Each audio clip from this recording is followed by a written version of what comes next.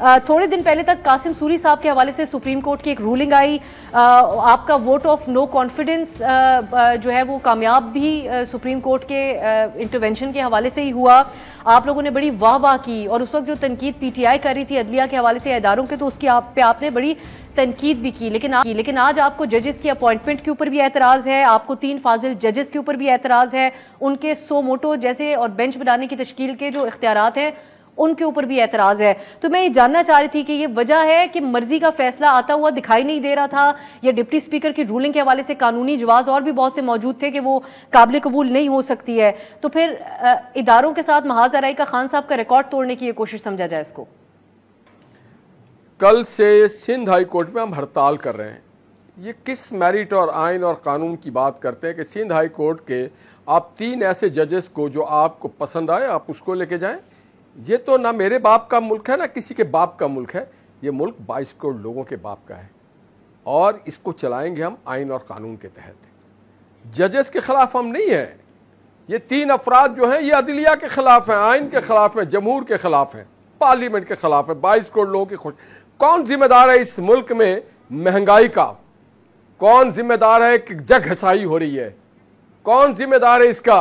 Politicians तो नहीं है, उनको तो आप कभी काम ही नहीं करने देते उनको तो। लेकिन पॉलिटिशियन तो एक दूसरे को जिम्मेदार ठहराते हैं। निहाल हाशमी साहब, लेट मी फिनिश। खुद आप लोग इतना क्यों डरते हैं यार? अल्लाह मियां है क्या ये लोग? क्या करेंगे भाई? मेरे जैसे इंसान है, रिटायर्ड हो जाएंगे। सिलेक्टिव आउटरीच है निहाल साहब ये आप लोगों की, वो नवाज शरीफ साहब के हवाले से फैसले बनाया गया था, वहां पे आप देखिए रिमार्क्स क्या थे और नताइज क्या निकले।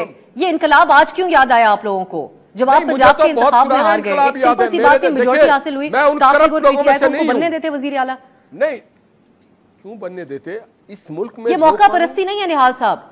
नहीं, मौका परस्ती तो ये है, आप बताएं ना। मौका परस्ती तो ये है, इस मुल्क में 2 कानून, अगर चिट्ठी आई इमरान की तो हलाल की और चौधरी शुजात की तो हराम की। सेम असेंबली है, सेम मेंबरान है, वो 20 लोगों को दंड क्यों दिया गया, सजा क्यों दी गई, उनको दोबारा डिसीट क्यों किया गया, उनके 17 जुलाई को इलेक्शन क्यों हुए? मैं समझती हूँ निहाल साहब, जो मरियम साहब आजकल बातें कर रही हैं वो तो साहब, और जो आज शहबाज शरीफ साहब ने भी बात की है, तो मिसालें भी इमरान खान साहब वाली देना शुरू हो गए हैं। तो एग्जैक्टली क्या वो कॉपी किया जा रहा है उनको, इमरान खान साहब को? डार साहब कह रहे हैं चिपिद्दी ना चिपिद्दी का शोरबा। इमरान खान कहाँ नवाज शरीफ। नवाज शरीफ ने एक बार नहीं कई बार, नवाज शरीफ जो है वो अटक किले में भी रहे, इमरान खान सीएम हाउस पेशावर में रहे, ये फर्क है दिलेरी का। नवाज शरीफ सदा होने के बाद बेटी का हाथ पकड़ के पाकिस्तान आते हैं और जेल चले जाते हैं।